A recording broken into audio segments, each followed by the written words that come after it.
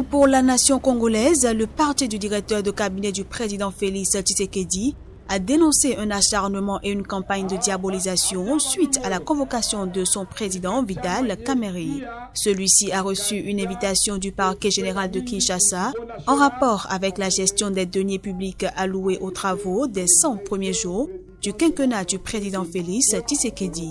Plusieurs interpellations ont eu lieu en mars dernier.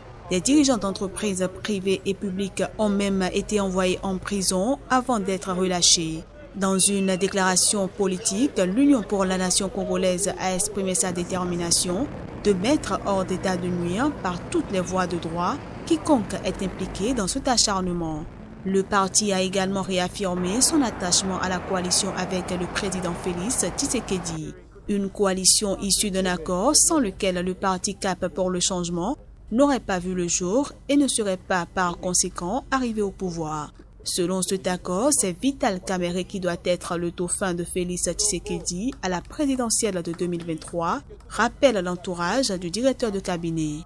En février dernier, Félix Tshisekedi avait lui-même dénoncé les menaces et manipulations dont feraient l'objet les magistrats engagés dans l'instruction.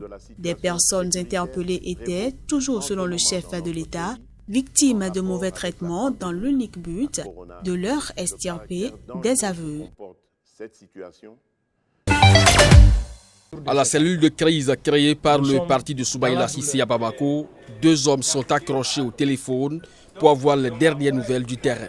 Parmi eux, Maître Demba Traoré, un des responsables pour l'Union pour la République et la démocratie UDR.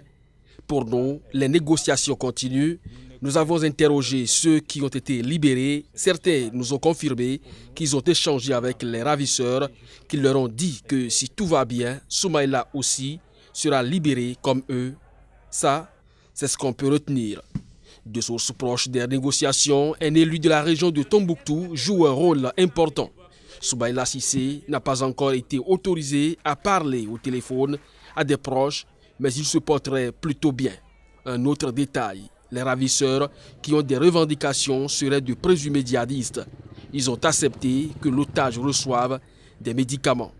De son côté, le gouvernement malien est également préoccupé par la situation.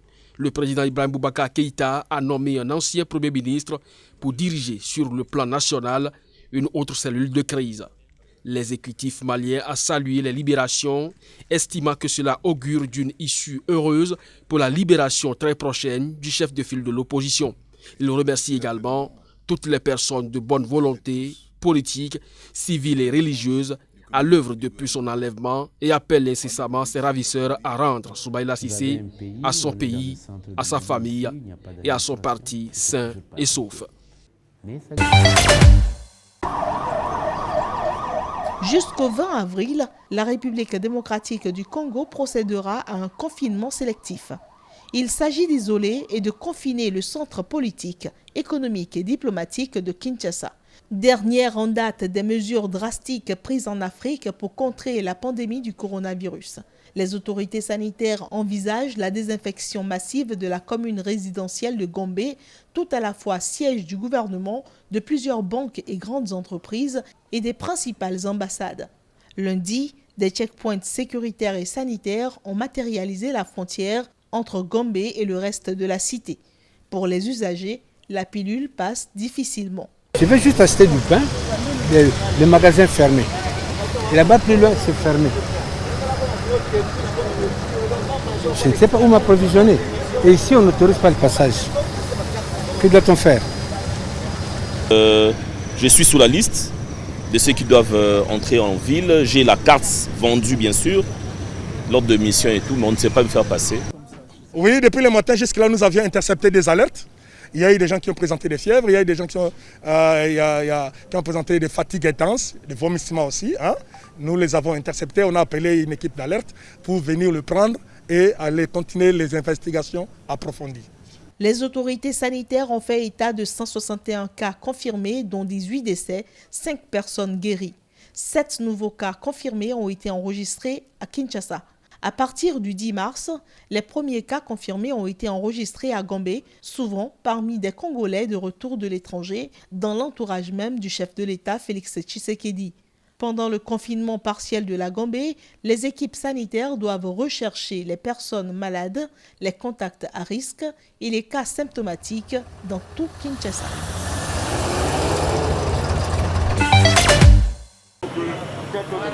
Endiguer la propagation du nouveau coronavirus, c'est la détermination des autorités camerounaises. Et c'est dans le but de stopper la progression du Covid-19 que les maires d'arrondissement de Douala ont remis aux conducteurs de taxi-moto, identifiés comme population à risque, des masques et des chasubles. Il est ici question de limiter le niveau de contagion qui pourrait exploser en raison de la forte mobilité des habitants. Et nous allons intensifier la distribution dans les jours à venir dans les autres arrondissements. Notre souhait est que tous ceux qui portent toute la journée, chacun ait un masque. Le port du masque soit rendu obligatoire. Ces masques sont lavables, on peut les laver le soir et les porter le lendemain. C'est de cette manière-là qu'on va stopper la propagation du coronavirus. J'aurais souhaité, si la décision pouvait venir de moi, un confinement total. Vous imaginez, si tu prends un taxi par exemple, tu es dans un taxi et que vous êtes même 2 personnes seulement et si une personne est infectée, l'autre sera automatiquement infectée. Un mois après la découverte du premier cas de coronavirus au Cameroun, le pays compte 650 cas à ce jour. Le virus s'est répandu dans 5 régions du pays et de nombreux cas de transmission sont signalés par le ministère de la Santé publique. À Douala, les maires d'arrondissement ont également lancé une campagne d'assainissement qui vise à désinfecter les zones insalubres.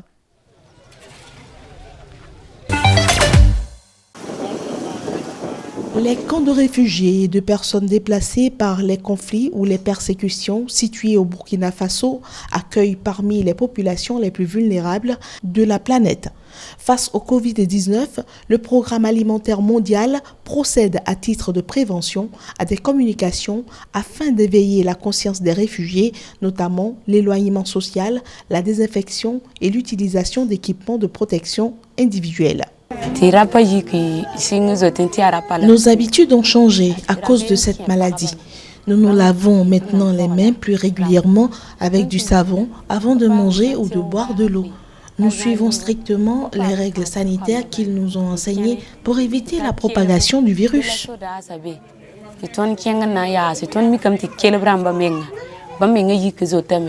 Au Burkina, le maire de Kaya veut croire que la mise en quarantaine d'un certain nombre de villes peut préserver la sienne où 50 000 déplacés ont trouvé refuge. Mais au Burkina et ailleurs, les mesures anti-coronavirus conjuguées à la protection des personnels compliquent et ralentissent l'action humanitaire. Le Rassemblement démocratique du peuple camerounais RDPC rafle la mise dans les 10 circonscriptions du nord-ouest et dans une circonscription du sud-ouest, souligne la radio publique qui a diffusé la décision du Conseil. Le parti de Paul Biya, qui gouverne le Cameroun depuis 37 ans, conforte donc son écrasante majorité à l'Assemblée nationale avec 152 sièges sur 180. Dans les régions anglophones du Cameroun, en proie à un conflit entre indépendantistes et armés, le Social Democratic Front SDF, parti historiquement ancré dans les régions anglophones et qui avait présenté des candidats, avait contesté les résultats dans plusieurs circonscriptions. Le Conseil constitutionnel lui avait donné raison en annulant le scrutin dans les circonscriptions où il a été reprogrammé. Au lendemain de l'organisation des partiels, le 22 mars, le SDF avait à nouveau saisi le Conseil constitutionnel pour demander une nouvelle annulation, mais cette institution a décidé d'entériner le vote. Le SDF prend la place de 3e parti à l'Assemblée nationale, à égalité avec un nouveau venu, le Parti camerounais pour la réconciliation nationale. Les 2 principaux partis d'opposition au Parlement comptent chacun 5 députés. Ils sont devancés par le RDPC et par un de ses alliés, l'Union nationale pour la démocratie et le progrès, l'UNDP, qui a remporté 7 sièges.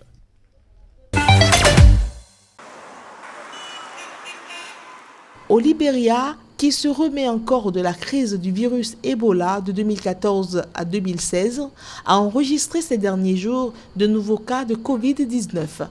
Le chef de l'État a déclaré mercredi l'état d'urgence. L'ancienne star du football a expliqué à la télévision qu'il sera interdit de voyager entre les 15 comtés du pays. Toutes les entreprises et services de l'État non essentiels seront fermés. En outre, les habitants de 4 comtés, dont celui de Monrovia, la capitale, devront rester confinés chez eux pendant 2 semaines. Un seul membre par ménage sera autorisé à sortir pendant cette période, et ce, dans son voisinage immédiat pour acheter de la nourriture ou pour des raisons médicales et pour une durée maximum d'1 heure. Les déplacements entre les comtés sont strictement interdits. Nul ne peut entrer ou sortir d'un comté, ni traverser de quelque manière que ce soit les frontières d'un comté pour se rendre dans un autre comté. Pendant toute cette période, les résidents ne peuvent quitter leur domicile que pour des trajets essentiels, pour des raisons de santé et d'alimentation qui doivent être limitées à la communauté locale et à une seule personne par ménage et pendant 1 heure au maximum. Ces nouvelles dispositions renforcent des mesures déjà en place, telles que l'interdiction des rassemblements et la fermeture des liaisons aériennes avec les pays fortement touchés par le Covid-19. Comme dans d'autres pays d'Afrique, les experts craignent que le système de santé soit incapable de faire face à une propagation massive de la maladie dans la population d'environ 4 800 000 personnes. Le pays a déclaré 13 cas de coronavirus et 3 décès. George Weah a toutefois souligné que le Libéria était confronté à sa plus grande menace depuis l'épidémie de fièvre Ebola qui a fait plus de 4 800 morts entre 2014 et 2016.